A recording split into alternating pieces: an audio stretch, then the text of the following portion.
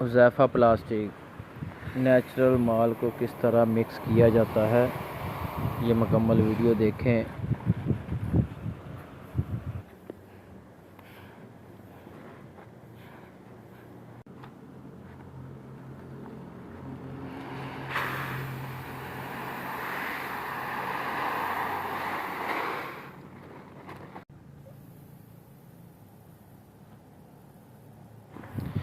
Channel को like, subscribe और share लाजमी करें। और मज़ीद आप वीडियो देख सकते हैं। दाने के बाद हम इसकी क्या चीज़ बनाने वाले हैं, इसकी भी वीडियो हम आपको लाजमी दिखाएंगे।